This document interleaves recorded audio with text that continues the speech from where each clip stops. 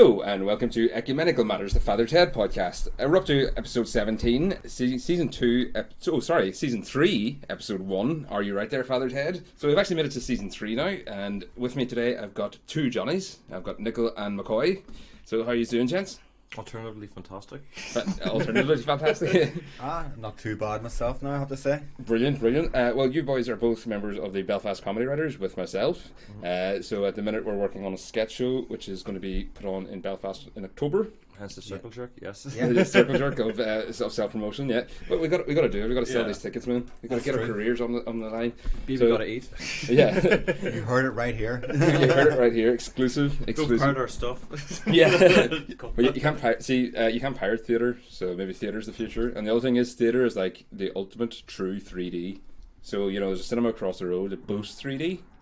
It's still just a flat screen. Whereas theatre is genuine 3D. It's like proper like. I do remember that. I think it was the Avengers. I was like, this is 3D, but where's Samuel L. Jackson's legs? Yeah, exactly. No, I remember I did watch like the Behold the Sons of Ulcers as they march toward the summit, thinking 3D and this is fantastic. But then again, it's theatre, so. Well, there you go. And that was in the lyric, was it? Did you like it? Yeah. It was good. It was kind of good for like because a friend of mine wanted to go watch it because like she's like big into her plays, and she wanted like, we are people in our 30s. We need to go watch theatre. We need to sit down and watch theatre. We've got to be cultured now. Yeah. Dinner parties, theatre. I'll watch some theatre. I'll watch the shit out of theatre. I was watching it, and like before I watched it, I feel like a friend in workplace. Like I'm like Catholic, but like I don't really care, so I'll go watch anything once. Right. But there's a guy in my workplace who's kind of like a bit of a true blue, very very, and like he was like, I was like, oh, I'm gonna go see this big full on like Protestant heavy like piece of cultural drama, and he was like, oh, that sounds sweet. Tell me how it went. And he's like very like he's very old staying. I'm gonna say he's kind of homophobic. Right. Okay. And because that comes with his character. But I ended up watching this here, and there's a bit of a gay play part in it where like two guys make out, and I keep recommending him to go see it. And he's getting psyched up, but I haven't told him about there's like two guys kissing in it. Well, hopefully he sees it before the episode comes out, before this podcast comes out. That's what Father did. But do you reckon it would change his opinion? Do you reckon art has that power? Or I don't know. Well, there's people in work have suspicions about him, but oh really? He's just really, really closeted or something. But like, I want him to watch it there. I really hope he doesn't see it as linked on the thing because he might watch it. But it's one of those situations like you watch it and like, don't tell him. Make him watch for himself and then ask for his reaction afterwards. Right. I may not promote this yourself. Oh no, you'll have to do lots of promoting. That's your contract for being on here. I'll do a double. All right, cool.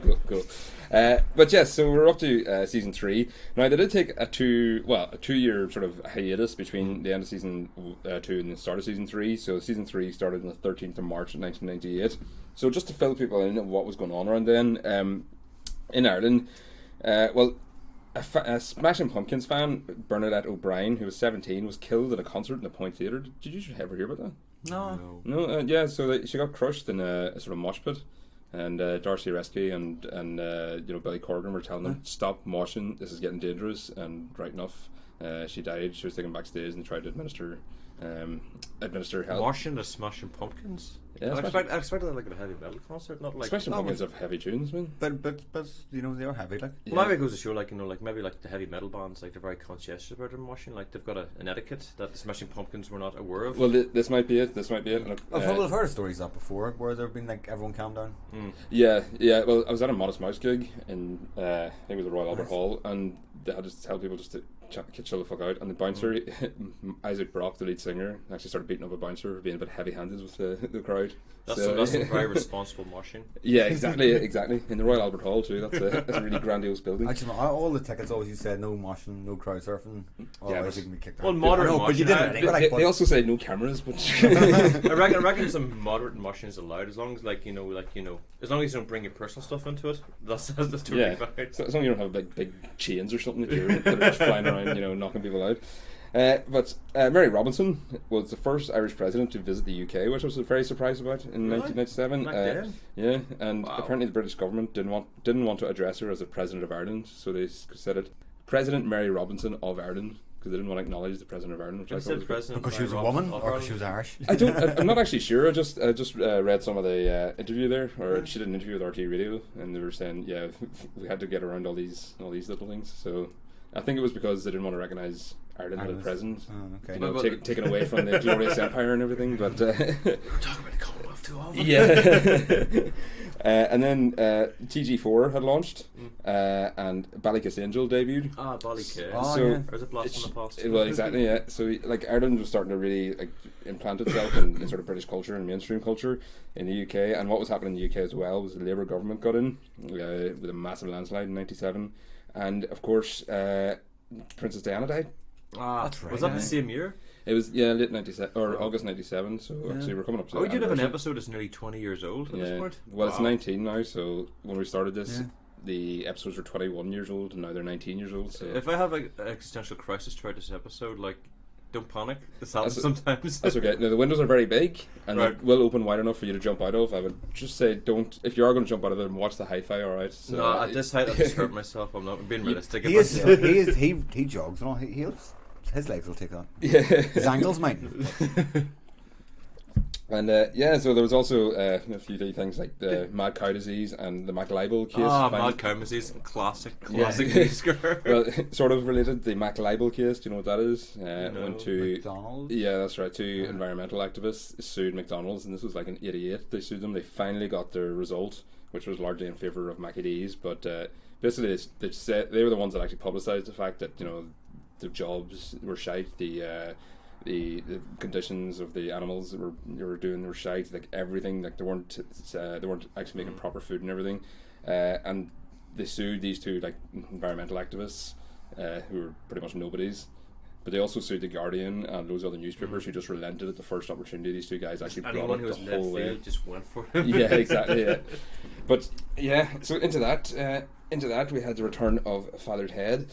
And just 1 week before the series was about to debut on Channel 4, of course, Dermot Morgan died.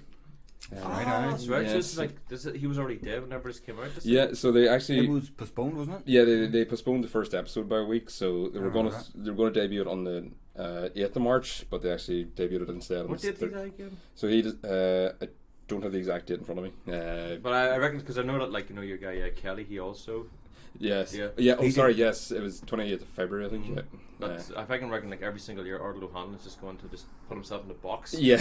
And not touch. It's like a Final Destination situation. Yes. You just don't do anything for that start. Yeah. He's just sitting there on the 28th of February every year. Oh God, don't let it happen. Occasionally phone Paul and Court and go, "Are you okay? I'm fine." Yeah. Right. I'll call you next year then. Yeah. Just want to also give a shout out to the congregation here. We have this guy on Reddit, Darth Queeg, who gives a full explanation of US television in response to our episode 14, where I asked what the situation was. You have people analysing stuff in their own shows now? Yeah, we have full response. It was a full wall of text. I listened to that as well, and can I just say Queeg, I think it's a Red Dwarf reference? Possibly. Because there's an episode, Queeg, where Rimmer decides that Holly is senile and like past it.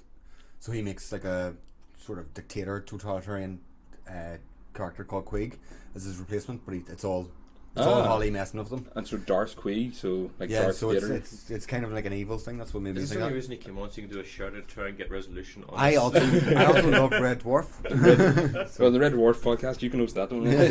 Well, there you go. You can clarify that for us, Darth Queeg then. Yeah. And we've got a lot of listening from Germany over the last week on my SoundCloud stats. Germans do like the British sense of humour. We do. Well, I've literally had hundreds in like the last week, so I wonder if there's anyone listening from Germany what the response to this particular episode is, because of course there is a lot of once Steve reverse engineer it, it's all over for us. Yeah. But we'll get into the episode anyway, and it opens as we mentioned in the Castle Lawn Parochial House in Dublin. Now, you had a theory there just before we came on air or onto the mic that the reason Ted got transferred there because it's not actually explained in the show. And I have skipped the Christmas episode. You think? Well, do you want to explain? Well, I originally thought it was like because I remember first seeing it going, this must be a dream or something, because it's just too nice. Yeah, it's too lovely. It's too plush. Yeah. And then I was only like rewatching it before this. I was like going, the gloating clerk, he would have got like a commendation, and Craig Island is a punishment essentially, like for everyone. Well, exactly. I mean, the nuns, the drinking, being Father Jack, and the regularities in the church account. Has people that are proud of descending to Craigie Island. Well, there's nowhere else. No other parish will take them. Yeah, we'll put them there. Put them out of the way. I was like, and he's in Dublin and he's happy enough. And then obviously regularity accounts, the spending or whatever is brings him back to Craig Island. It's like, oh, so he had it, he done it, Yes. and then it's like he's right back where he begins. He literally can't help himself, can he? He has to always fill the within deal. 3 minutes. It's like kind of like the episode where like whenever remember, I don't know if you've done it, but like where Father Jack dies. This is done in quotations. Yes, yeah. And he's constantly having like the dreams about how he's going to spend Father Jack's like Inheritance. and it's just there in his mind at all times. And once he gets just a little bit of leverage, he will abuse that. Yes, exactly. Well, what I thought it was is because in episode 3, Bishop Brennan actually explains all the reasons why the 3 priests are there. And Dougal had a Black Rocks incident, and Ted had the money resting, the Lourdes money. Father Jack's Father Jack. Yeah, and Father Jack. Yeah, well, he had after the wedding left alone. That's right. Yeah, so he was sent out there after that. But Bishop Brennan said that he's going to stay on the island until every penny is accounted for. So I was actually thinking maybe he had paid it back. Oh, that's true too. And now he's finally got his plush little parish, and we had been saying So it's through. kind of like a purgatory. Yes, yeah. Well, as you said, it was. That's very deep. It's yeah. Well, as you said, it was sort of punishment for him, but it was like I was proselytizing. I like that word. That he would love a parish in Dublin, like a wee, nice, easy number, and then he'd be happy, he'd be set for life. But he can't help himself. So, what do you reckon he was claiming for? Because he had everything right there. What was the expense that made him fucking go over the edge? What was it that he put on the books that he couldn't actually justify? What kind of I don't know. When you're a Catholic priest, what do you need to?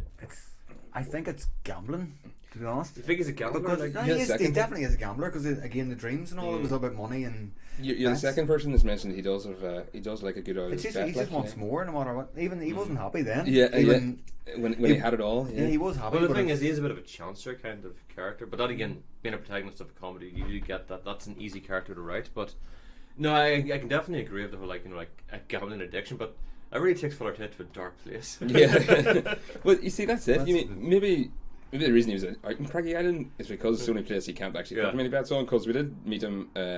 Not the last episode, the episode before. The first thing he was doing was listening to horse racing, and he clearly had a lot of money riding on it. He just, whenever he gets a bit of cash, he just lives life to excess. It's just to excess. It's basically because like it comes back to the Father Jack. I'm just basically imagining like and just I'm making a motion of like a guy doing the dollar bills. Yes. It's just he has no sense of common decency when it comes to any bit of plushness to him.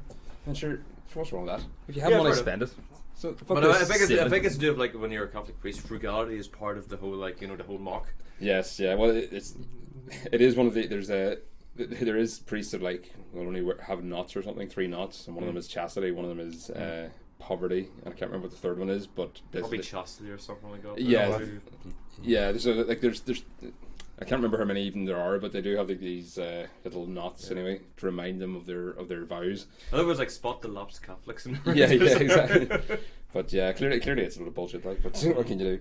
And then we go in and we find Dougal has a hamster named Ronaldo, which is brilliant. Yes, well, I mean was Ronaldo a footballer? 96. Is that the Ronaldo who's now Fat Ronaldo? Fat Ronaldo. I was going to say yes. Yeah, because there's Ronaldo, and Ronaldinho is a new one. Oh, he's not new. He's well past his prime. I know nothing about football. Johnny doesn't like football. Well, McCoy doesn't like football. Yeah, no, I around that time, I'm trying to place my age, but I had a cat, like a ginger cat with like slightly buck teeth. Right. I called Ronaldo. Oh, fantastic! So after because I remember watching that, going, I have a pet called Ronaldo. Yes.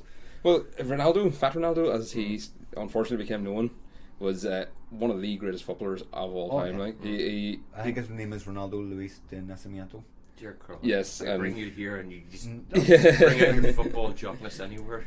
And he had to become Fat Ronaldo because then Portuguese Ronaldo came along, and he was also one of the greatest footballers of all time. Or fake Ronaldo, as I call him. You call him fake Ronaldo? Well, he's Ronaldo or something. Well, he's now a 3-time Ballon d'Or winner. Yes. But this is Fat Ronaldo. It's going to one of these passive aggressive football conversations kicking here. No, I'll go past it very quickly. But I do want to mention that Fat Ronaldo broke his knee 3 times. 3 times and came back and still was a world class footballer. Like, that is incredible. So he's earned the right to live his retirement in as much partying as he likes it, as far as I'm concerned. I reckon I think it's cool. That meant Dougal was in charge, because he said he got it because he got bored on television. I'm actually surprised he never explored that more, to be honest. Yeah, it was like, that would have been. Because there's a lot of ground there to be basically like if you put like an idiot in charge, just let it play out and just see what happens. Because Jack obviously developed some sort of social anxiety that made him live in boxes the whole time. Agoraphobia. Yeah, Jack afraid of fighting. What? But what I also wanted to mention was the hamster. That was a very, very young one's touch. Oh, it was a very SPG. physical joke that he kept coming back Special to. Patrol Group. What's that? Is That's that the hamster, Vivian's hamster. And that's what his name is? Yeah. Right. Special Patrol Group.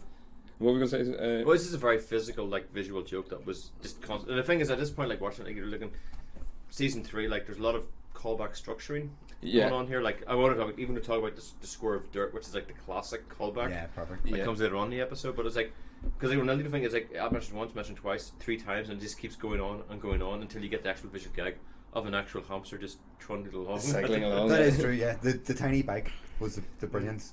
The First payoff, signpost of what was going to happen. Yeah.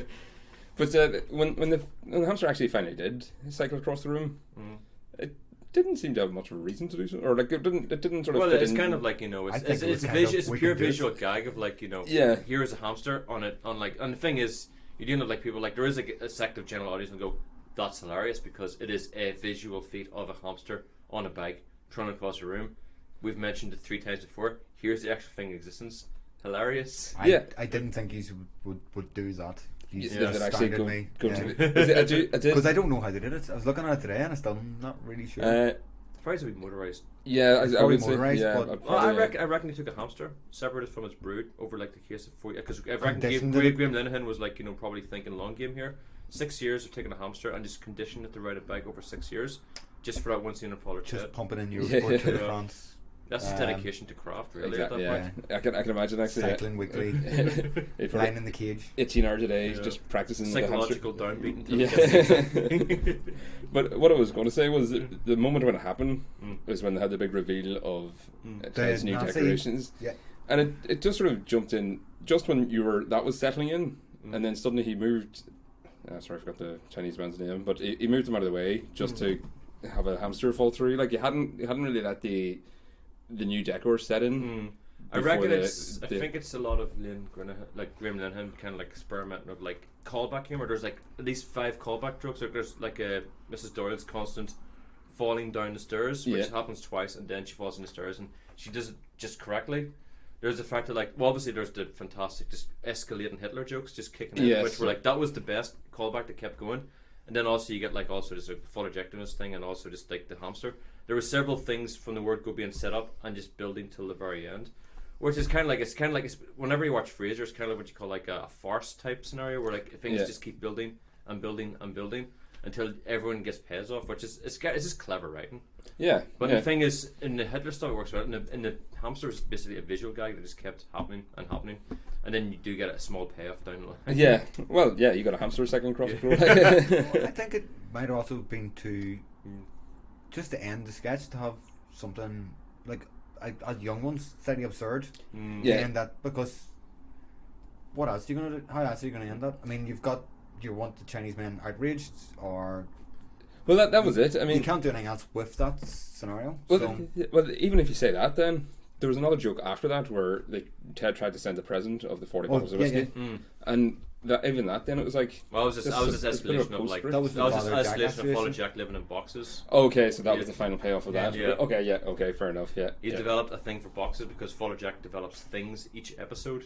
And just carries on with them. Yeah. And did he come out in a Nazi uniform? Did he? He did. Yeah, he did. Yes, it was brilliant. Which is kind of like it's like kind of like you've accidentally created the ultimate insult check. Like, well done. I'm sure it wasn't accidental. It was Jack. I'm sure. Yeah. But so we actually meet Jack for the first time, and he looks like he's emerging from a coffin. So it's just coffins are lying around. Jack comes out and just gets his sandwich and goes back into his box again. And so there is people who live like that. Like there's people. Well, I reckon you get like in many corners of Ireland, you always get that weird little like, if society leaves someone behind, you go left their own devices. This is what happens. Yeah, you'll just sort of enclose yourself in your sort of safe space, if you will. In the episode where Father Jack didn't die, if you know what I mean. Yeah. Died. Well, didn't they consider him to be claustrophobic? They said something about him being claustrophobic in that. Ah, yes. I can't remember actually, but he was in the coffin that whole time.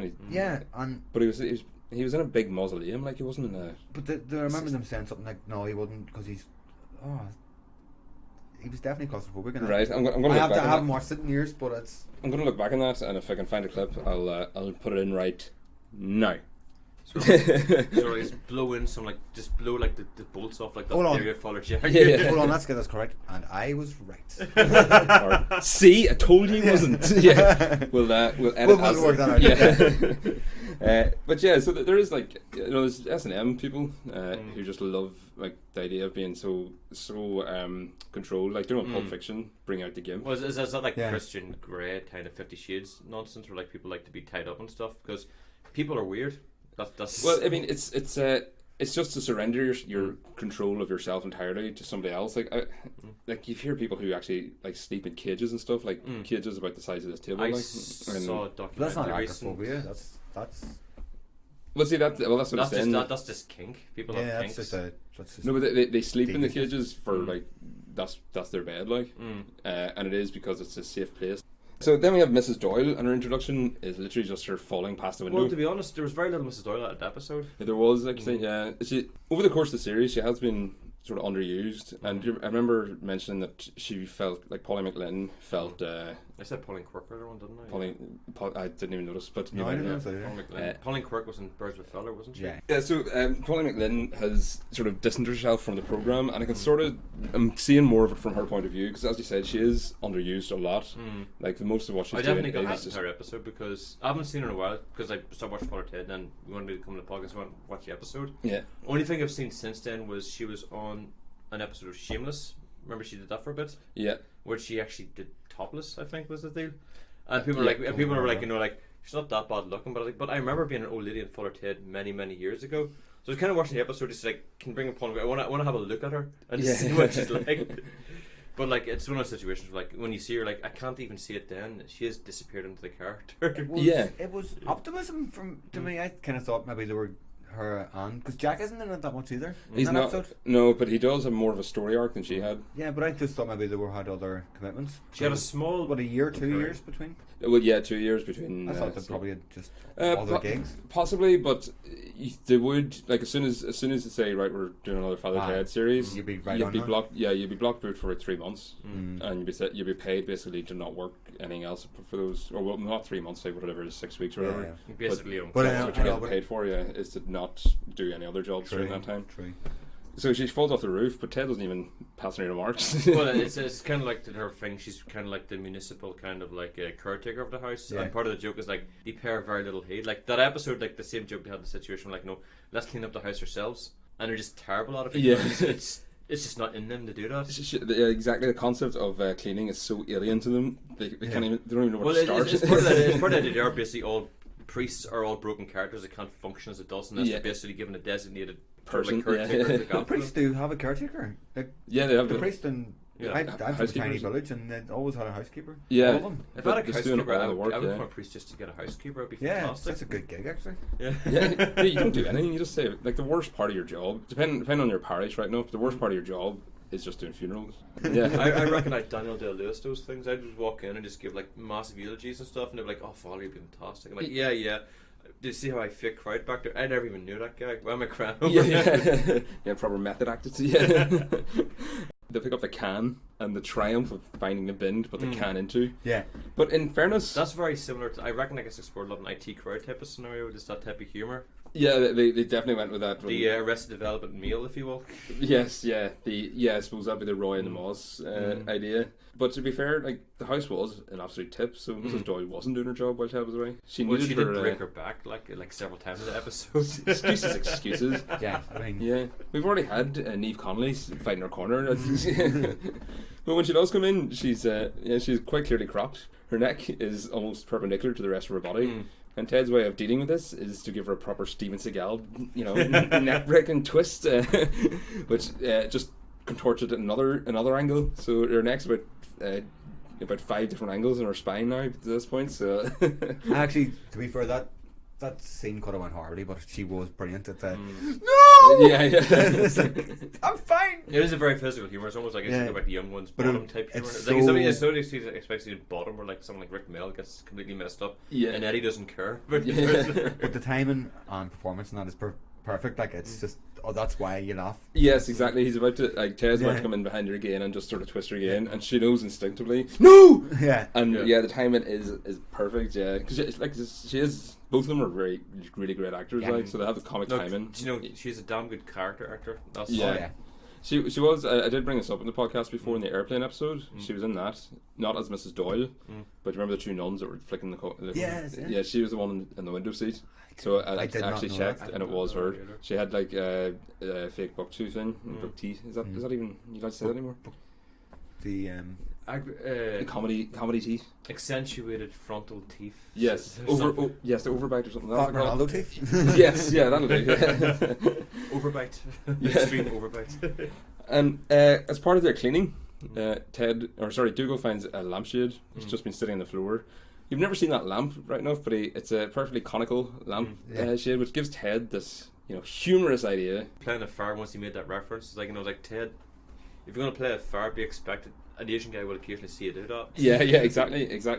It did remind me of Breakfast at Tiffany's, which I started watching once and couldn't actually get through the first 5 minutes because Mickey Rooney. Yeah. That's one of awkward. Mickey Rooney, because I only seen the clip of that was in Bruce Lee, the Dragon, the Bruce Lee story, where Bruce Right. Lee watches Breakfast at Tiffany's, and Bruce Lee's like, What the fuck is this? Yeah, it is absolutely horrible. Like, this is considered one of the greatest films of all time. It's oh like, no, but that is probably I know what I know, but it's like a proper buck-toothed kind of like Yeah. Chinese man. It's Harry, go righty. You watch going out. even by like Carry On standards.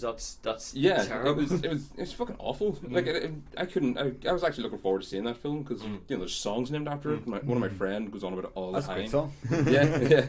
yeah, and I couldn't actually get through the first 5 minutes. I'm thinking if he's Mickey, I know Mickey Rooney was a what big year was star. it? What year was it released in? It was about 61, I want to say. 60s and 70s were very racist time. Yeah. Faulty Towers has bits cut out of it now.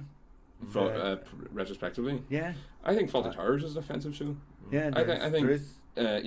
Manuel is a horrible character. Technically, yeah, he is. Well, here's stupid foreigner can't work. Yeah. Do you know what I mean? And it's like, But It's hard to think where He you cut is- it from he like is, good but then comedy it's to bad also- comedy. it's also the it could just be the character. it's the way he's been treated as well. Yeah. He's been wound down or wore down. And Yeah, I mean, It's horrible, like retrospective, like everyone loves Manuel and Faulty Towers. Like remember that Yeah. with like Russell Brand scenario where like Yes. everyone was like, leave Manuel alone. We love him. You massive prick. Yeah, That's kind of- well, I will bring that up actually. How many people knew that man's name the day before Russell Brand phoned him? I just know what's his actual name in real life. I can't remember. Sachs, Andrew Sachs. See, even you don't know. Yeah. Well, I did know. Oh, Did you? oh, Did you actually? Right. Okay. Um, But he's some plummy English actor. You know. Was he actually an English actor as well? Yeah. Fair Yeah. enough. Yeah. So I mean, like nobody knew him until Russell Brand made a phone call in the Daily Mail, found a way to bash the BBC, and turned him in. The Yeah, fight the glorious. system. Yeah. Don't vote, kids. Yeah. Yeah. Don't vote. It only encourages them. But yeah, so Broken that's Britain. but yeah, so that's so Ted tried his Chinese man impression, and Dougal to his Even credit, Dougal, to be honest, he was like actually when you were saying like Dougal was kind of like, "Come on, Ted, that's a bit weird." yeah, his face was what are you doing, Ted? Well, What are Ted's- you playing? Well, there's a Chinatown thing that Yeah. Dougal's now 10 Yeah. years in the week and a half probably leaves in charge. so, yeah, it just propped up a few days after Ted Dougal left. essentially is a very innocent character. That's kind of how he's Yeah. played. He is just basically a child state, just walking about. And even when it comes to stuff like that, it's like, oh no, father, that's a bit weird. Yeah, like he looks at Ted and it's like usually Dougal loved Ted, having a bit of fun, and Ted has to say, oh, "Come on, lighten up, will you?" And of course, there's 3 Chinese people at the window just looking right in at Ted. Even though there's no reason to be there. Yeah, Because exactly. he's been a mile away from anything. Well, that's from the Well, road that's, as like my, well. that's like my favorite part of the entire Yes, I goddamn love that episode kind was of the thing. it was just the complete irregularity of like, so I hear you're racist now, Ted. Yeah. Then he turns around and the woman's right beside him, just in his actual field, when like and she just goes into a rant and is like, "This is pure absurdism. This is brilliant." Yeah. Well, we'll get to that in a second, but I did want to bring up the new Chinese population in Craggy Island, and Well, that's just absurdist comedy. That's just fantastic. Yeah. Like, I mean, there is one. There is now. Deal with it. yeah, of course. This is immigration. This is what I love, man. But Ted is absolutely, mortified by his own behaviour. He's like, if I'd have known they were there, I wouldn't have done it. And then Dougal says, well, why not? And of course, that's the first. If you have to look that's around, philosophy in that point. Yeah, exactly. If you have to that's look the around innocence before you of tell a his joke. character versus like this. Like, well, why did you make it in the first place, Ted? Yeah. Yeah. If you have to look around before you tell a joke, don't tell the joke. Do you know what I mean? If you have to think, oh, is there any Asian people in here? Here, do you hear the one I heard the other day? I get that all the time in work of stuff sometimes. Like, nerds, like I use in call centers, and you get guys come in like, like, well, I'm going to tell you a Polish person joke, and in the call center, like, you have to look around because, like, most of my co-workers there are Polish, right? And you're like, dude, you have to look around. Like, this is going to be a bad joke from the word go. Yeah, exactly. Yeah. Like I remember, I was chatting to a boy, and I was doing this sort of university graduation photography thing, where I was assistant photographers. Anyway, at a lunch break, and one of the photographers came up and says, "Here, did you hear this one about the Indian man who?"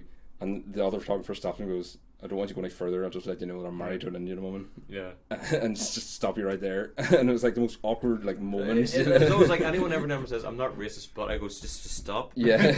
that actually does not work. Well, see, I went on Twitter for a while and said I'm going to start actually using that properly. Yeah. I'm not being racist, but the weather was shit today. I'm not being racist, but why don't I have 3D video games? Actually not saying anything racist. Why is there a second season of Twin Peaks already? Yeah, exactly. Let's reclaim I'm not being racist, but to not racism. But yeah, so then we meet Father Fitzpatrick, who's lent a book off Ted. Yes. And again, fantastic. Yes. So set up. Amid all the the ancient tomes of Catholicism and other ecumenical matters, Stephen King's The Shining. We've got the Corinthians 12. We've got Deuteronomy. It's like we've got Stephen King. Yeah, Stephen King's like fantastic. Well, Father Fitzpatrick sort of had it in a derisive tone. Oh yes, Stephen King's It. But he was the one who borrowed the book, for fuck's sake. Yeah, it's kind of a situation like, let's be honest, it's all boring stuff. Yeah. give me the good stuff. Well, Ted was stifling a yawn when he was hearing what else they had there, but Ted was also looking at back. Yeah, well, exactly. He was looking a good read. Like, do you read much Stephen King or anything? I do. I've read my favorite ones. Is probably read first one was Dreamcatchers. Right, is that not one of the weaker ones? No, well, the film's weaker. The book's fantastic. The film's terrible. I read from a Buick 8, which is just mental. It's one of those ones like, we're making a film of it, and you're like, no, really?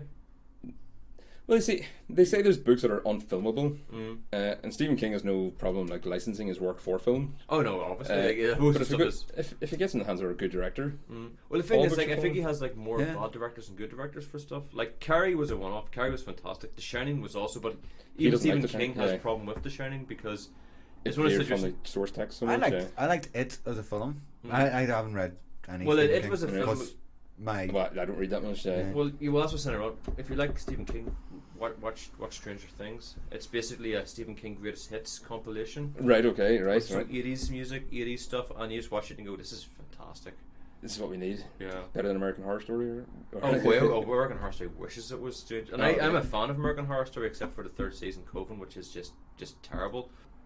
But Father Fitzpatrick thinks that Ted might be interested in his collection, which is bolted behind a padlocked door. So clearly he's aware that it's something he shouldn't be showing people, but he can't wait to show Ted. Well, that's the juxtaposition about his character. Like he's weird, but like when he sees Father Ted, it assumes Father Ted's a fan. Yes. It's like, come see my private collection. World War II memorabilia. It's going to be expensive.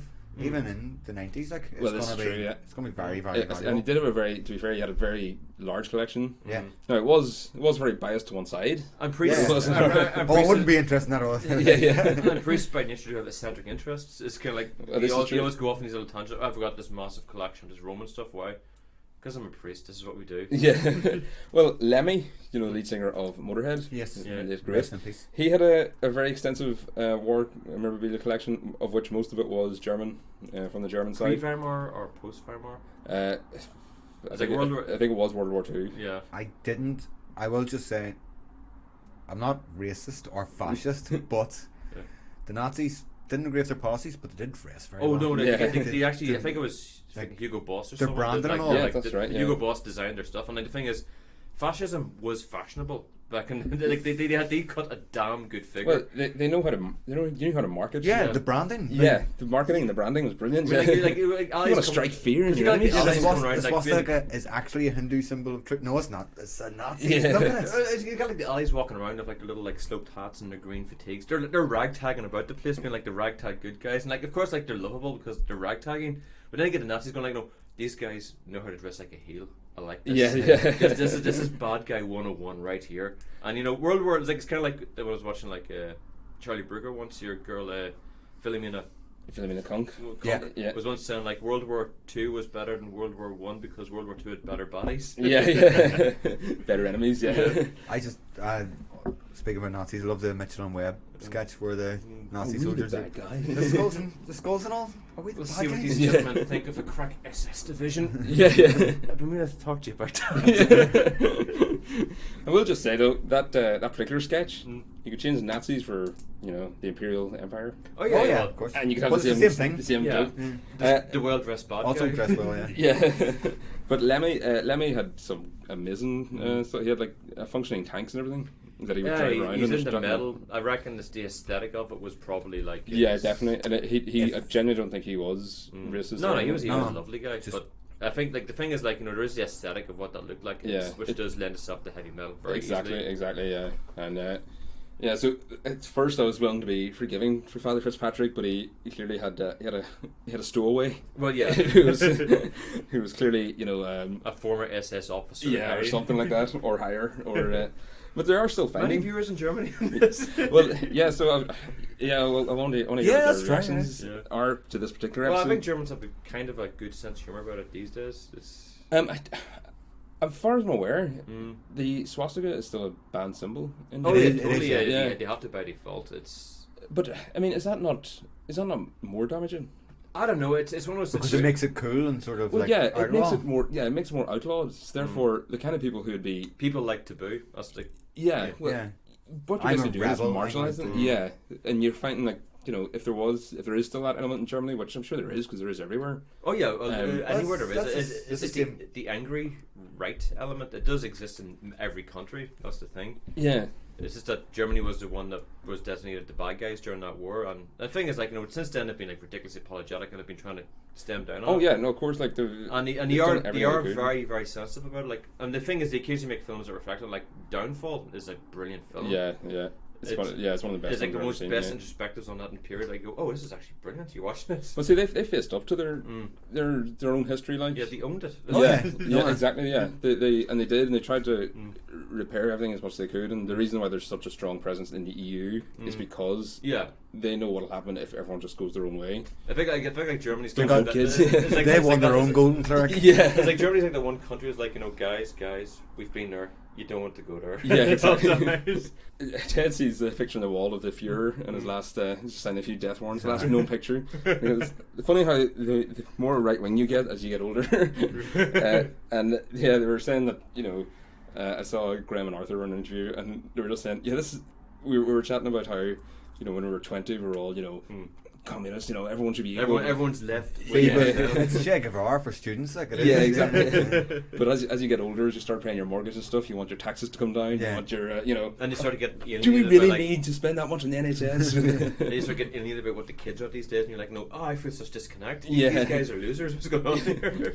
That's a truism. It kind of, it is a truism. Yeah, Yeah. I mean, I find myself getting less and less sympathetic towards the needs of others when, I'm fucking starving. My house is freezing. And I have to check myself sometimes and stop being a fucking Tory voter at this point.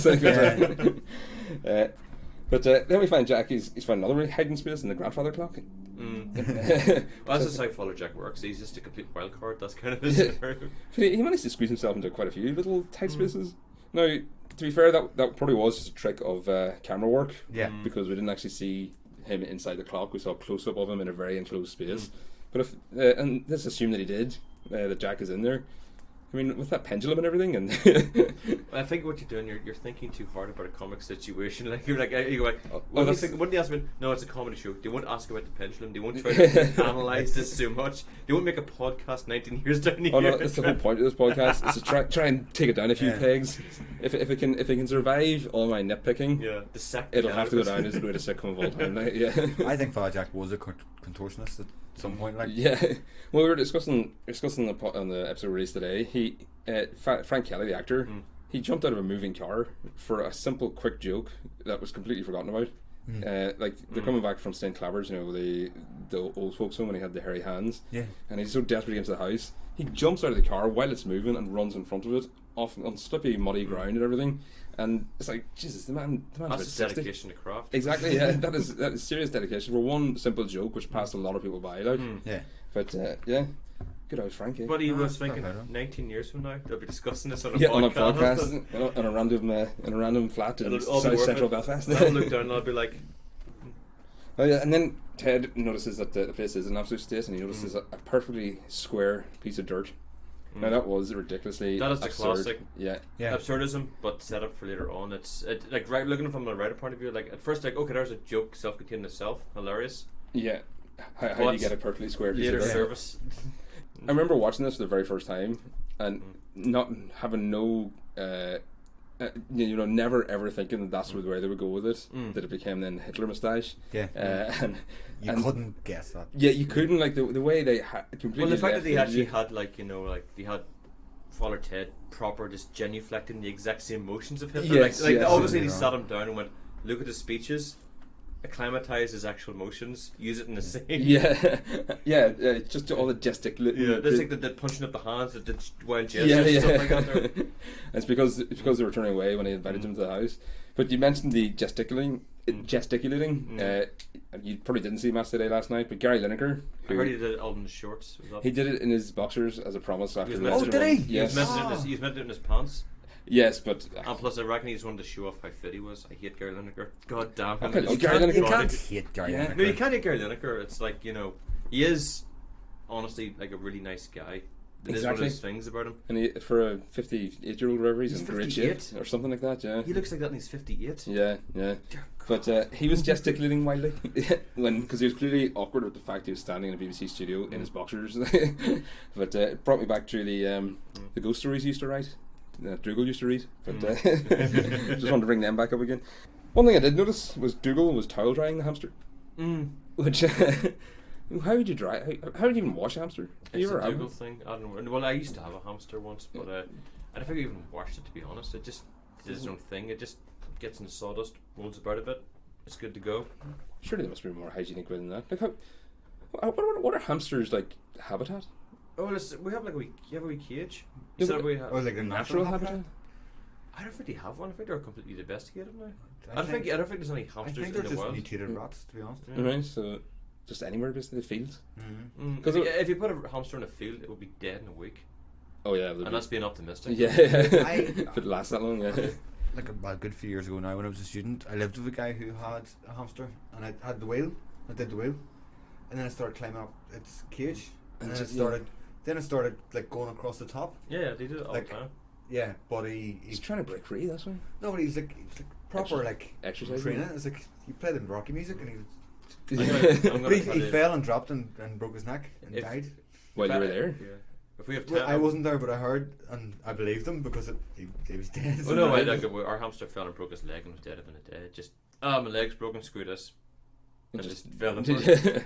My cousin had a situation once where back in Armagh, his school, which was the Royal, he had a situation where every week they had a hamster, and the kids would each week take care of the hamster. Right. I think that's kind of thing sure, you hear as a pet for a week, deal with, bring it back, we give it to another kid. Except my cousin Kingsley, he was given the hamster for a week, and he took it home, and it disappeared, and he lost it, and he had to go into school and be like, hamster's gone. And that's a lesson in child mint. Well, that's the end of the story, because after a while they found out that there was a bad smell coming from the living room. Oh, no. Something was bad. It died in his living room. Well, what happened was Kingsley's father William was a bit of a corpulent gentleman, Right. and he had his Nice seat. word. he had his like his personal seat he used to sit in all the time. Perfect with a groove. Yeah. Yeah. And the smell was coming from the seat. So eventually one day, like, you know, they investigated. The smell's coming from your seat. We don't know what it is. Lifted up the top cushion to find a perfectly pancaked hamster underneath the cushion, no. lying with his little tongue hanging out. So obviously the hamster escaped. Found a nice pot of space underneath the actual chair. Was thinking, this is great. Yeah. And then my uncle went and sat on him, and that was the end of everything. Ouch, yeah.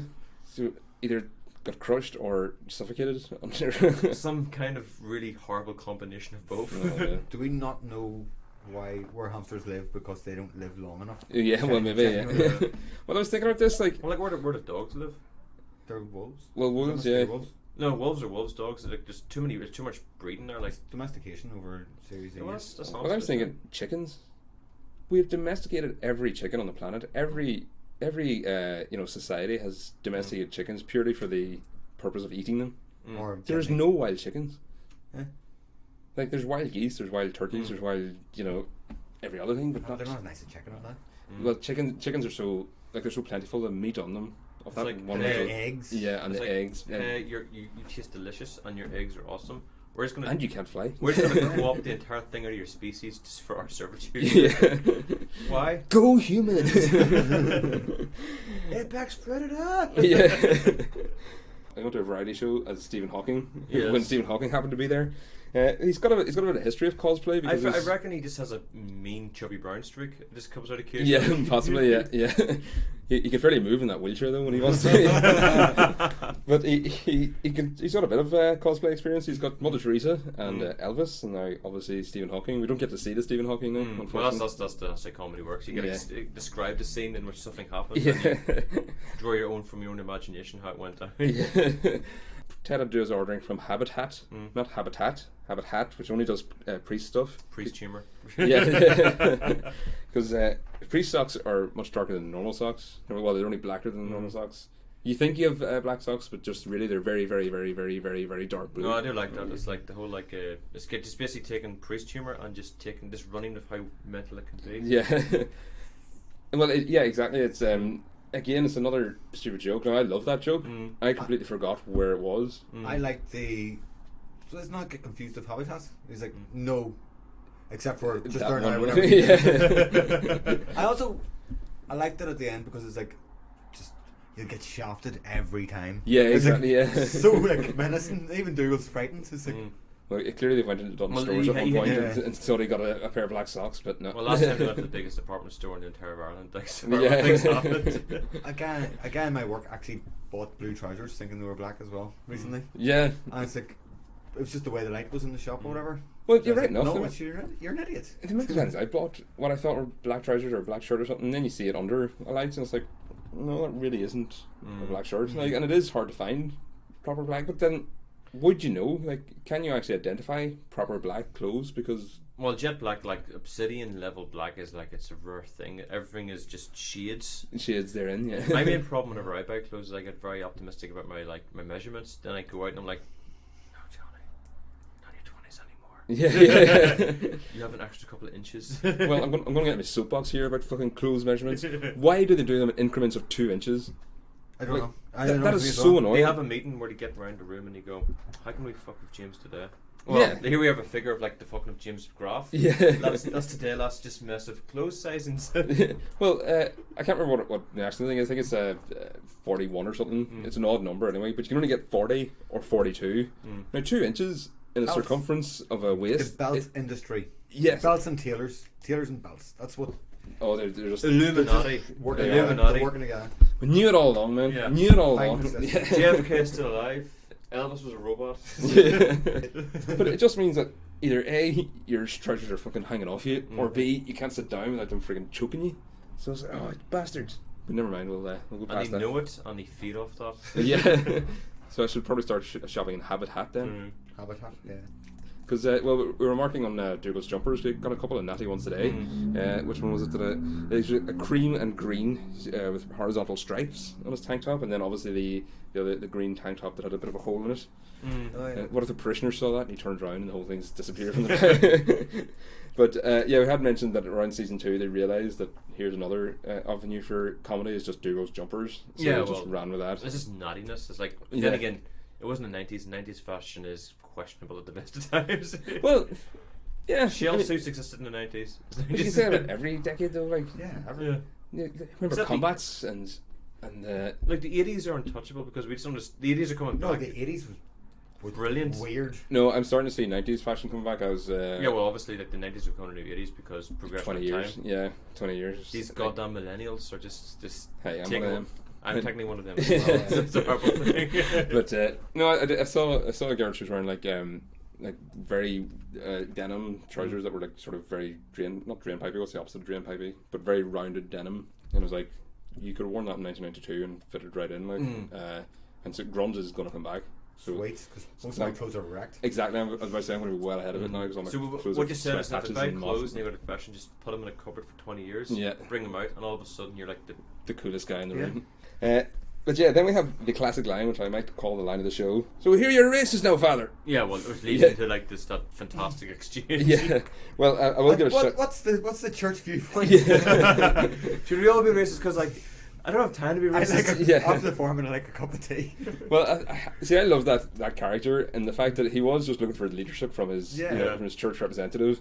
And it's like, but I don't really want to get into this. Is this really something I have to fucking jump on board with? Because it's a very deep joke. it is a bit of a chore, having to. What's his church's official stance in this? With somebody I mentioned in a previous episode, Richard Fenton, one of the congregation, one of our readers now. He's getting a reading at mass. He actually memed to me with that instead of "Here you're racist now, James," and it was quite funny early in the podcast. So thanks very much for that, Richard. But also in that scene we have the other. As you actually get a tweet while you're doing this? What, right now? Yeah. I've got my phone off, so I don't know. But I'll not hear this for 2 weeks. All right. It is a bit annoying when trying to interact with the listeners because they will say something. I'll have to say, well, listen out in 2 weeks to your response. Yeah. But we did have the other character who was a bit of a cartoon character compared to the farmer, who was a very grounded character and was a very. Then you get the outright racist looking for a chance to be racist. Yes, with their 2 shopping bags just flying them around everywhere, nearly actually flailing. Yeah, I was kind of hoping that she would just fall in the muck and roll about, being like, I'm so angry, I'm so racist, I'm so angry about it. Yeah, she just wanted to fucking. I don't care who you're fighting against, as long as I get to beat up some Greeks. She saw nothing yet, so like she knew what was coming, and they'd bail out. And, it was damn Greeks. Yeah, imagine what she thought of the financial crash when we're still paying for them. But xenophobia, that's a great word. So what did I hit for? Yeah, exactly. She's ready to go full Paxman. Yeah. Well, said that Greeks invented gayness, so that's I think that's from the ancient Greeks. There's depictions of them on like Greek pottery and stuff where they have young manservants. Oh yeah, and they're just sitting there fondling their balls. Also, the island of Lesbos as well. Lesbians. Yes. Greek. I heard rumors like there was like a division within like the Roman or the Greek army that was basically like basically a bunch of guys just all kind of like with each other, just being like a big massive like gay group, and the reason being like because like they're all like gay for each other. Was that the Look Out 300? Did look out for each more? Well, no, I was. That's probably a different type of thing. To be honest, I did philosophy, and I know for a fact that homosexual relationships were almost regarded higher. Oh yeah, I know. Apparently, like the male-on relationship was a higher thing than a male-female. Really respected. So not only were like they really gay, but they're really like misogynistic about it. 1 second. So we're back in South Central. I will just reassure the listeners that we aren't actually having massive police chases going past us all the time. I live across the road from a fire station, and that's what you're hearing all the sirens just for. some minor Northern Irish terrorist actions. That's just it. No, we're past all those days now. No, we don't even send the cops. We just let the local community. Some renegade do-gooder. Yeah. Situation. But sorry, going ahead there. So that it's it was considered a higher. Oh well, Nicholl was talking about it. Yeah, it was more respected. Almost in the intellectual groups, anyway. Well, yeah, because you're an aged man and have a young boy was pretty much the get go. So like having a fancy mobile phone or whatever. So maybe priests thought that as well. Like a Vatican. Let's take it there, shall we? maybe that's where they got their idea from. No, you say let's take it there. The show has actually been pretty much on the nose with them. That they had to address it. Well, they had to address it. Now I thought they were just going to address it very subtly, but they did.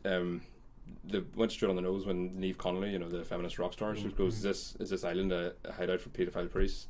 So they went straight and just hit the issue in the head, and they sort of had to. Yeah, I don't actually remember. I remember Graham Linehan was saying at one point that he never really wanted to do a couple of things. He never really wanted to touch paedophilia or have them do mass.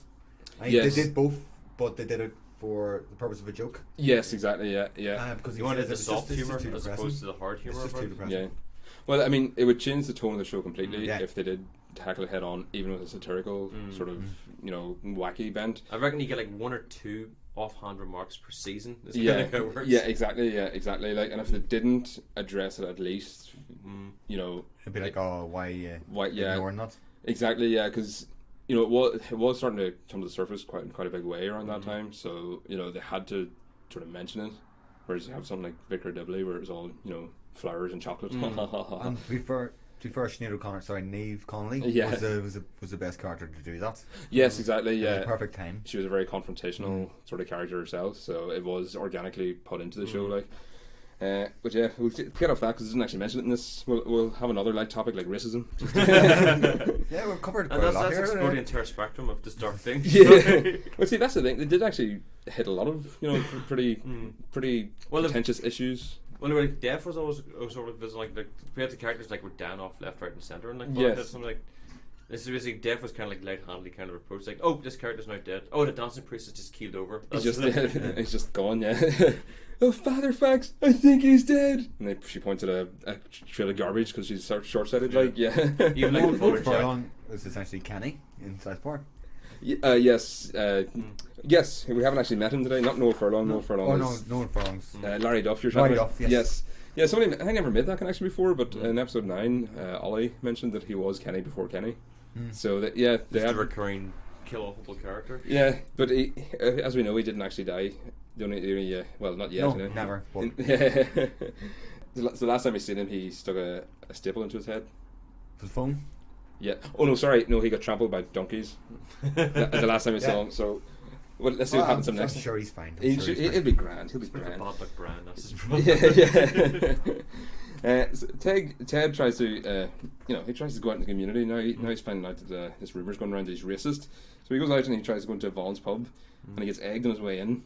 And he doesn't realise this is now Chinatown, so he goes to the film and everyone. I do like the idea of Craigie Island having its own Chinatown. This is all of a sudden out of nowhere. Yeah, well, I think I suppose every little community has its own little community. It was like even if you take it as small as possible, it'll still fracture out. Yeah, there'll still be a minor ghettoisation, but I suppose that's naturally what happens with immigrant communities, because like in Dungannon there's a very big Portuguese population. In Dungannon? Yeah. Which I find very specifically odd. Portuguese? Yes, yeah, because I didn't realise there was that much of a immigrant populace of Portuguese people, but yeah, there's. I know like in Northern Ireland, like Polish is spoken way more frequently than Gaelic by like quite a large margin. I'd say probably the whole of Ireland. Yeah. Followed by Chinese, and then again Gaelic's is like just kind of like more of a recreational use language. Yeah, well, exactly. There's a Gaeltacht area. It's just showing off, isn't it? See, yeah, I mean, sometimes I do think looking for funding. Yeah. Well, sometimes I do think like the Irish language, like you are just trying to shoehorn it in. Well, it's one of those situations like it's like the controversial part where like you just totally like it's like. It isn't life support, guys. Like just keep putting it out there. Like at some point, there's someone just gonna come up with the pillow and just go. Yeah. Shh. It'll be okay. It'll be okay. But because there was Irish language, then of course it had to be an Ulster Scots, which was just a Ballymoney accent. Culture is a weird thing sometimes. But the Portuguese population in Dungannon. So when the Euros and stuff are on, they get a lot of. I think they're working it in the Cookstown Meats Factory. I think is where they're all working. So does Dungannon have a Nando's now? I don't know. I haven't been to Dungannon in an awful long time. I don't think I've actually stopped in Dungannon. I don't know if I've ever actually been to Dungannon. I know I've done Dungannon, but I never actually. There's a bus station. I can't confirm if I've been there or not. Well, I've been to the bus station and I've watched Tyrone play, but the pitch is actually quite a bit at the fringe of the town, so it's I haven't actually been inside the town, so I don't actually know much about Dungannon, even though it's only 10 miles up the road from where I grew up. See, when stuff's on your doorstep, you never actually explore it, do you? I just recently found out there's a place near me called, well, it's spelled Belvoir Park. Beaver Park. It's no, there's an L. The L needs to be respected. Yeah, that's a name. That's right? an English thing. It's a name. No, it's Belvoir, right? Which is kind of like a French sort of like take from. So it's not Beaver, it's Belvoir. And when it says otherwise, it's ignoring the fact there's an L in that their name. Yeah, but see, the thing is that same area. There's Belvoir Estate and then the Beaver Park. Is it called Belvoir Estate? Well, and then there's Belvoir Lettings. Well, now, do the people from Belvoir Estate call it Belvoir Estate because they're a little more pretentious? Or is no, it's actually a very working class loyalist estate. Really? There was a shooting. How does it even work out? I don't know. There was a loyalist shooting there a few months ago. There's always loyalists shooting anywhere a couple of years ago. This was one of the rare ones. Yeah. Anyway, to get off those heavy topics, back to comedy. Yeah. Dougal wanted to help Ted out, and he thought he'd help him come up with an idea. He comes up with ideas like Donald Trump comes up with policy statements by just spitballing whatever. The first thing comes to his head. I did like the whole you've had a good idea, Dougal. That's fantastic. Yeah. And then just immediately getting scared and wanting off. Yeah, and actually leaving the room. And I didn't know how to follow up a good idea with lots and lots of other smaller good ideas. But yes, I think Donald Trump's actually realising that for himself as well. Yeah. So, as Father Fitzpatrick finds out, sheltering war criminals can be a stressful business, especially when it comes to divvying up the household chores. His guest did the dishes in 1973. Like that kind of humour. It's almost like a sort of like an odd couple, but one of them happens to be a Nazi war criminal. Yeah. I'm sure somebody's trying to make a sitcom just based on that situation. He puts the cyanide pills right beside the Valium. That's just asking for trouble. Classic mistake. Yeah. I mean, that's just like I think I've taken them. I like their casualness about we're gonna die. Let's be casual about it. Yeah. But not back down either. But see, they did say it was the emergency cyanide, so they clearly were preparing to take it at some point. Well, I think they were just basically inevitably waiting for whenever they find out. Somebody finds them, yeah. But was Father Fitzpatrick then? He was actually also involved in apart from harbouring a war criminal. Was he? I think he was also considered some kind of involvement in the war. Although age-wise, I don't know how it works out. I'd say it's probably consistent age-wise. I don't know. There's no implication that he was in Germany or anything. No, but he was just a great admirer of the Führer. Had one out as one. Yeah, exactly. Yeah. Doing his wee bit. And I suppose they're prepared for somebody to burst through the door and put them into Nuremberg trial sort of situation. So they had the cyanide there. So they're probably happy. Nuremberg. Yeah. Well, they're probably happy enough that they got such a good innings in the end. Yeah. So when they're so casual about blasé about it. Yeah. You fucking asshole. No, you're a fucking asshole. Well, that's to say nothing. Yeah.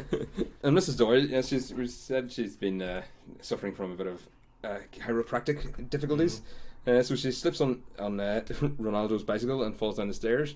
I'm cured! Yeah, that's actually quite nice to turn around. Yeah, and they went to prayer, she says, on the way down. So somebody answered. But I think that she's a very good physical actor in regards to that. Well, exactly. The timing of coming up and just beaming to the camera, breaking the fourth wall, I think. Which has only happened. I think it's only Jack has done that before. So Jack and now Mrs. Doyle have broken the fourth wall. Well, that's because Mrs. Doyle. Well, Jack's insane, so he's got kind of like that Deadpool factor where he can just basically occasionally break the fourth wall because he's nuts. Yes, yeah. Well, he literally addresses the audience at the end of an episode and just goes, "Fuck off!" Yeah, which is a sign out to our show, of course, on our theme tune. But Ted then decides to, after hearing Dougal's good idea of having a sort of festival to sort of embrace the new cultures in Tragedy Island, he has an ethnic diversity festival, and the soundtrack is Kung Fu Fighting. That song will never die, will it? No, there'll always be an excuse to play that song. I remember when I was in teenage discos listening to that there, and the thing is, you're 16, you're going yeah, I'm doing Kung Fu. Yeah. Then when you're anywhere older, you look back and you go, oh, I was such a dick. Well, Kung Fu got a big sort of hit in the 70s, with all the movies and stuff.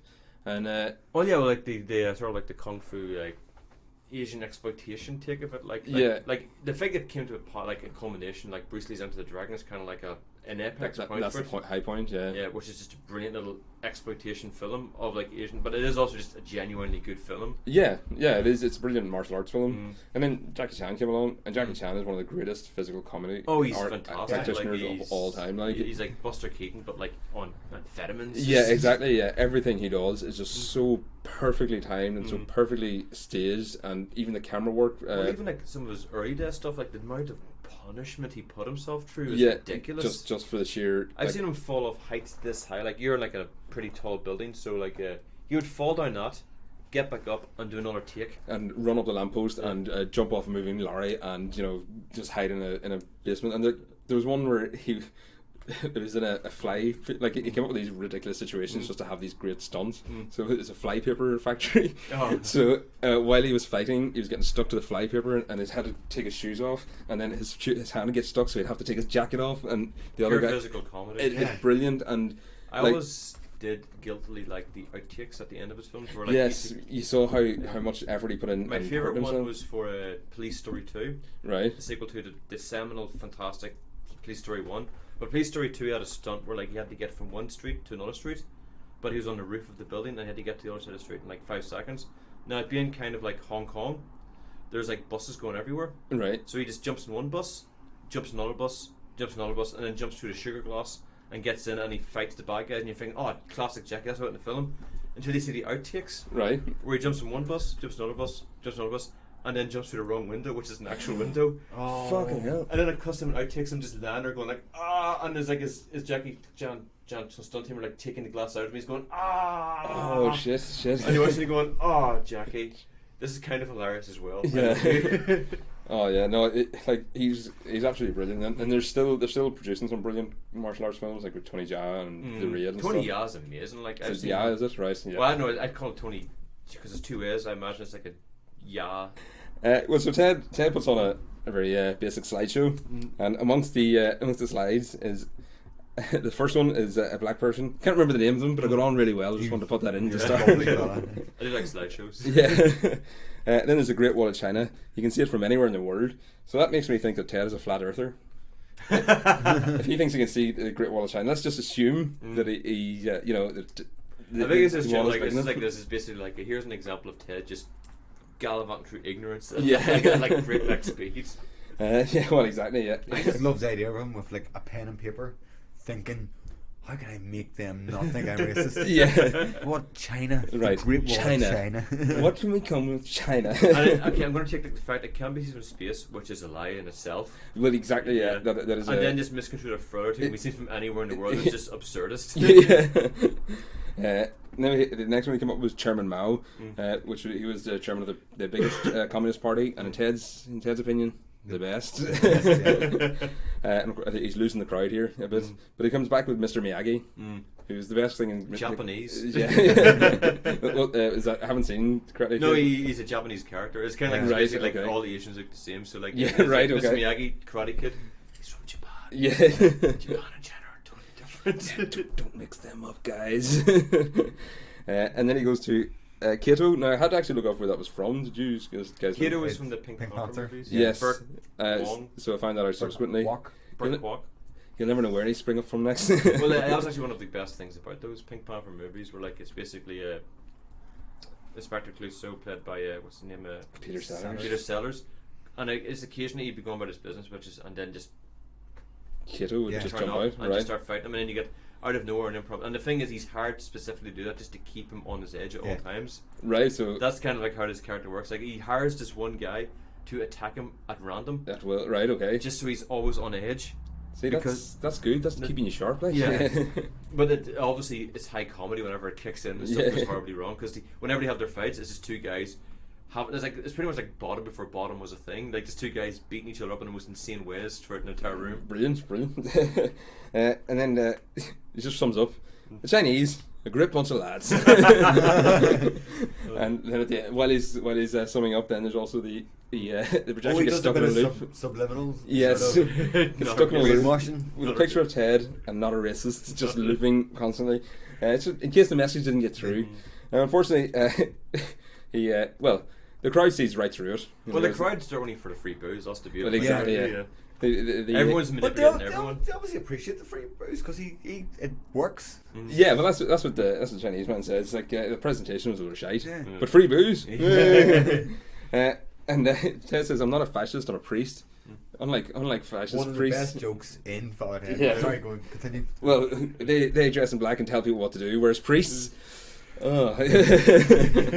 Yeah, again, like they absolutely puncture the reverence of holding the church to this higher, this higher degree. Like it just all It's those like little, soft, but in case you get a nice yeah. truism joke. But I think that's what made it more effective in completely butchering the church. Like if it had just been like an Eve Connolly sort of idea of just look how stupid they are, eh? Yeah. Look at these guys. Look, they're fucking Well, such hypocrites. that's got like the Savage Eye kind of take on it. Where Yeah. it's like no, like for they're funny in a way, but it's like kind of like a one-shot take. Yes, yeah, Yeah. right. Savage Eye, not too There's familiar like a with. British, it's like an Irish sketch show that RTE. recently RTA. They had, Oh, okay, right, okay, yeah. Yeah, like a some series. good stuff. Some Yeah. really good stuff. But And was 90s, was it? Or recently? Last few years. See, I haven't seen much of RT since I left Oma, which was when I was 18. Since you've moved from the border, effectively. Well, Yeah. pretty where you could actually get. Well, you had to get an RT booster. It was this little white no, you had little two box. aerials. You had 1.1 way and Yeah. Well, that's not You had to get master. two. Oh yes, Yes, the right. RTE aerial Yeah. coming off. But and that's everything. where you get your like a Beggar Mouse from Mars and your Teenage Yes, Turtles. there was better kids cartoons. Oh, they had some damn good, like the Yeah. Cadillacs and Dinosaurs, which you can't see anywhere else. Cadillacs and Dinosaurs. Fuck. Yeah, mind blown. Yeah. Sorry, but Zig and Zag were fantastic. They were And even good. Dustin. And Dustin. Brilliant as well. So yeah, when Zig and I- Zag sold out though. They sold out hard. yeah, well they went Channel England. 4, big money. I mean, Yeah. you'd done the same yourself. Exactly. See, this whole criticism of people selling out. It's like if you're an artist and you have a hit, you will sell it out to every fucking. Yeah. You'll milk that stone for That's the whole tons. point of doing it. Yeah, you'll never know if you ever get a hit like that again. Like, Well, it's like basically, so Zig and Zag are really popular. Yes, where they're moving to the Big Breakfast. What? yeah, it was an odd move, but I suppose the anarchism of Chris Evans, I suppose, was the only place they could have went. Yeah, but it's something like you just moving to a breakfast show that's weird. That But- is weird. But it was like users were doing sort of edgy, dodgy kids sort of Well, comedy. they were delaying the news routinely by about 10 minutes every day. Yeah. Like Ray Darcy was sitting there, like laughing his head off, like completely losing all semblance of professionalism. His forehead was actually shining. He was laughing that one, and he says, "We can't. We're about 10 minutes later. We have to get to the next cartoon because we're going to miss the news." Like they were doing this routinely. It was brilliant. There was no rules set. And I attribute a lot of the Celtic Tiger and Ireland's own self confidence to that weird little spike. That yes, they had. well to Father's Head and to Zig and Zag I and thought Dustin. the Celtic Tiger was Zig and Zag. Not quite. Not Wow. quite. Well, Mind blown. well, yeah, the Celtic Tiger was very short lived, of course, but It's because tigers can't live in this climate. well, this is true. This is true. But the at the bar, they start ringing toasts like to China, way, Yeah. to free drink, way. Anything. I have to go to the toilet. Yeah. And I think that became to Martha, Yeah. Yeah. to Arthur. I think that. Yeah. Because that immediately what came into my head for people outside of Ireland who might not be familiar with this, in about 2012 was it? Guinness, like the company that owns Guinness, Diageo, invented this holiday, Arthur's Day. 1759. So He works in a bar, so he's. it's Oh, it would Yes, have been dealer. yeah. When was it? it would have been 2009 then, wouldn't it? Yeah. 250 years, whatever.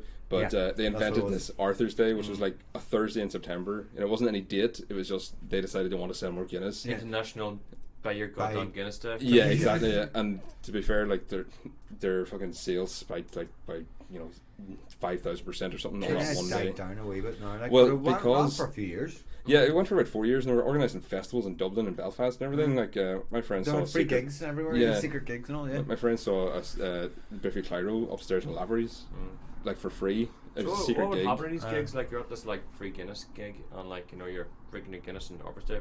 What happens if you start drinking harp or stuff? And you're like, No, well, you just had to be in the bar at the day. Yeah. Guinness, was basically it all like the a Guinness. law, they have the Guinness police to sit around, just making sure everyone's drinking Guinness. I'd say it's could be, Otherwise, but there's like tenants in Guinness, or Diageo and tenants have pretty much The market's control of the sold two up, yeah. bars. Mm.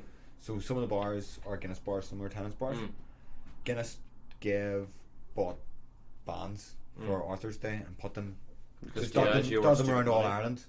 So you go to a Guinness bar on Arthur's Day, and you might see Biffy Clyro or whoever. What if he's a beer there? Yeah, So, see, all they wanted was people in the bars and drinking Diageo products, which is... Doesn't matter, because they're supplying pretty much all the drink in here anyway, so... Like Sean, who had on the... I'm feeling very cynical now about this whole thing. Oh yeah, it was complete... Like, everything about Guinness is a complete marketing bullshit. Like, even, the two-part pour and all that shit. I remember like that, it was like... no, it's not. That's they had like Murphy's. Murphy's was a bit of a problem for them recently. Like Murphy's came out. Remember like the Murphy's? I was like the samurai come in. It's like Murphy's, and they do like the really cool thing.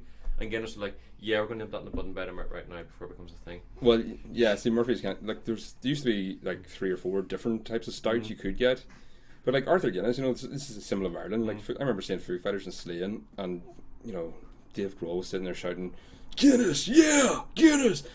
Thanks, Dave Grohl. Arthur Guinness was a spy for the British government, and he was Englishman as well. Yeah, he wouldn't hire Catholics. He was instructed by Dublin Castle. Well, that's the case of greenwashing history. Yeah, definitely. But he does make a nice pint, like. Well, is it even that nice? Like, it's just I could do like a nice Guinness, but there is. I don't even like nice stout. nice. I don't even like stout. That's the thing. Well, I'm strictly a beer guy. That's well, I've had a few stouts last night. I was going to say the bottles were sitting there, but I tidied up today. But like Guinness is nothing like any other stout, because the other stouts are thin and they've no foam or anything. They're just they're just black liquid. In fact, they were both branded Guinness. They were just different types of Guinness stout, just not the one you know of. But anyway, I want to wrap this up. Yeah, and then Ted's delivery from his bequeathment from Father Fitzpatrick arrives, and it's basically just all the Nazi memorabilia, which unfortunately happens to be when he has everyone back at the house for a bit of a laugh. It's such bad luck because Mrs. Doyle is now cured and can do what she thought from Habitat around the house and decorate and clean, and she's doing what she thinks right, but it's unfortunately it's the wrong Father stuff. Fitzpatrick's Nazi memorabilia. Poor circumstances. Yeah, it's so unlucky. Well, especially after all the whole Chinese thing that's been going on. Yeah, exactly. Like, what are the really odds didn't help. You know those episodes you try and go, what are the odds of that? Yeah. Well, he left her with the instructions of, right, the delivery's coming, just put everything up. It'll be all the rugs and all that sort of thing. I'll leave that to you because you're the woman, you know this sort of stuff. So Mrs. Doyle just put it out. She didn't know what he had actually ordered, so she just put up whatever he had. I'm surprised she didn't recognise the symbols on all the swastikas and whatnot. I think it's Mrs. Doyle's kind of like, it's one of those innocent features she has about her, unless it's like tea related or been like the actual orderly caretaking of an actual like priest estate. Yeah, she doesn't really know about it. Well, she was given an order and she carried it out. Yeah, that's it. So she did her job. She lives to serve. She's but a soldier. Yeah, exactly. And that's when we have the hamster come through on the bicycle. And then after that, of course, as we've already mentioned, when Jack gets delivered. But what was Ted thinking, really, when he had a box of 40 bottles of whiskey? If Jack even got a whiff of that, it was already game over. Like, he shouldn't have had it anywhere near the parochial house. It should have been, stowed in like some cliff. It should have been ordered for someone to just. The fact they went to the parochial hall in the first place, that was a mistake. Yes, shouldn't have been near there. Jack's got like a sixth instinct for the series. Exactly. He should have had John and Mary just sign for it or something, just go around and collect it or something. I just when I was watching the episode today, I thought it was a very odd way of ending. Like, it seemed like a sort of tacked on joke at the end, but you've won me around by saying they built it up. Well, he built up like him in the box.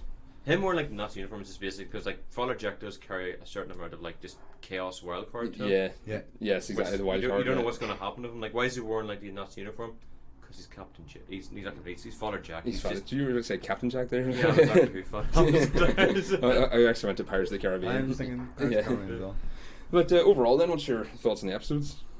A very good episode, very good story. Like, it's one of those things you can start to see like the evolution of like Grim Linham as a writer. Given 2 years off, obviously he's going to come back strong. For that first episode. And, No, sorry. No, but the thing is, like, there's lots of like you can definitely, once you take it back and spend 2 hours talking about it, the structure becomes very available. Like, there are several things happening at once. Things who like take like Mrs. Doyle can't do her job. Father Ted tries to do it, does not like it. Therefore, when she gets better, just leave it to her. Yes. Which means, sort of like organically, that's why she's able to put everything out. Yeah, now you mentioned it was incredibly it's a hugely packed episode. There's so much happening in it. Logically, everything just kind of clicked into place like a good game of Tetris, kind of. Yes.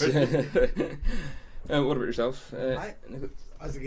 I have to agree. I just thought that the writing style was a bit different. In fact, there was so much setup and sort of hidden jokes coming up later on. It's a bit of more surprises. And again, I think it was just the development, and also probably they were just trying new things out, and they were playing around. And as a first episode, it's like so many changes happened. I mean, Ted was away and back. Yes, the Chinese community, Father Jack. It's kind of a fresh start. Developed a new thing. Yeah, it was like it made me excited for the rest of the season whenever I first watched it. Yeah. Well, I mean, 2-year break. They probably did have a lot of ideas then. They were refreshing everything. Because I definitely think it's a top 5er episode. This is going to be. Well, it has like the classic. Like if you talk about the Father Ted with like the swastika mustache and the gestilating, that is like easily a top 10 moment. Yeah, and there's a few of them in this episode actually. And plus, people have all said, "So here you're racist now." That's part of like the pop culture now. Yeah, exactly. So that's a endlessly quotable line. It's been memed, as we said. And yeah, the image of Ted, like that's another brilliant image. The socks conversation, which I mentioned earlier, I forgot which episode that was actually in. And the fact it was in this one, I was like, how did you squeeze that in there? Like, there isn't a dull moment in this episode. I think it's just to do this. That's again, if the organic, set up the joke about habitat, but also it serves the purpose of you get stuff from a shop for priests that Mrs. Doyle will collect. Whenever she's good to do it again, all comes together in this nice organic. There's not a wasted note. Like there's and the fascist priest joke as well. I mean, yes, perfect. Yeah, exactly. Yeah, and I mean, I mentioned the top 5ers. We haven't actually had one in a while. So we had 3, 4, 7, 8, 9, 10, 11. There was a big streak of brilliant episodes, and then this one. So they had been not dropping off, but they hadn't been hitting those like massive highs. Whereas here they're back the gap probably helped them then. Yeah, definitely. And this has been rated 9.0 on IMDb, which is the highest rating of any episodes that we've done the podcast on so far. It won an award as well, I think. This episode. This particular one. I think it won like a BAFTA or something. Or? Browns, Rose Doyle. Well, now was that a posthumous? Oh, BAFTA? right. Okay, right. Was that a posthumous kind of BAFTA type deal? I don't know. Well, no, they won the BAFTA for best series in series 1 and series 3. In series 2, I did check this the other day. I can't remember what beat it. I'm getting the impression series 2 is a bit of a weak one. I don't think it was a weak series. I think it was just because there was more episodes. Like there's only 8 episodes in this series. I think it works like season 1, well thought out. Season 2, you have to get a second season out as hard as you can, quick as you can. Yeah. More episodes. The difficult second album. Yeah, the sophomore. And then 2 years hiatus. Season 3, of course, is going to have a much more distilled take on the comedy. Well, you say that. I mean, season 1 only had 2 of my top 5ers, whereas pretty much the whole of the first half of season 2 this is killer. Was top 5ers. Yeah. And this is, as I say, now Turby, who was on the show and reviewed episode 14 for us, he said that he didn't look forward at all to season 3. There is a few duds in season 3, I think. Fair enough, but yeah, so when we get through them, we'll go at them bit by bit. But this is definitely a top 5. No, it's what you call a strong opening, if you will. Yeah, exactly. Yeah, a brilliant reintroduction. I'm just trying to think. Season 3 is. Do you have the one of like with them stuck in a cave? Is that in this 3rd season? Yes. Yeah. Well, that's a classic. Do you think so? Because I'm not the biggest fan of that one. No, it had some nice. It had a really good Graham Norton part in it, like him doing like the whole like Bohemian Rhapsody by himself, and also like the guy what's his name from One Foot in the Grave. See, that's what I didn't like. No, but like, come on, is it one of those things like, you know, if you meet a celebrity, go on, well, do that. Yeah, that was nice. That was that's so. I want to see how they treat that from the perspective of 30-year-old rather than a 19-year-old. Like, so. I love the Speed 3 episode that comes up. Oh, the Speed 3 episode is fantastic. Is there anything to be said for having another mass? Yeah. So we got those to come off. So no spoilers, guys. Oh, sorry. Is that the season where we kicked Bishop Brennan up the hole? Is that the season? That's going to be our Culture Night episode. That's an excellent hang episode as well, because it's doing the most unspeakable horrible thing. Yeah. And then it goes on, but then again, that's for another episode. That's for us to come up. So that'll be. So you can come actually and watch that that particular episode when we review it. It'll be at Culture Night. And location to be confirmed, but so we'll be doing a live episode of Culture Night, and you're of course welcome to come along and bring your friends, and so we're really excited about that. I will be in Edinburgh this week doing our second roadshow episode on Wednesday. You're in a roadshow already? Yeah, I done one in London, episode 9. with the London comedy writers. So this is the Belfast comedy writers, and I've already done the London comedy writers. So I'm meeting a few more of the London comedy writers on Wednesday in Edinburgh. Hopefully meet a few people. Should be careful about the Edinburgh comedy writers because they're tough guys. Like. They are, yeah. I've heard of that. They're nothing like the Glasgow ones. No, they're just the weird chapter of the comedy writer. It's like unless you're laughing cow, I don't want to know about Yeah. But anyway, so we'll call it there then. Thanks very much for coming all the way over. No problem. And hopefully not holding you back from work or anything. You're going straight to work in the next No, hour or well, so? it's 11 o'clock, so it's well within time. In fact, I actually originally thought you were in Lisburn, so we thought we'd have to get a taxi down and get a taxi back. Well, no, we're in South Central Belfast. So well, at this point I have like an article, so it's all good. Yeah, brilliant. Well, thanks very much for listening. As I said, we have the subreddit, or we're on the Father Ted subreddit. We're going to discuss what we've been chatting about on the episodes, and we're on iTunes. Give us a rating and review, and bless you.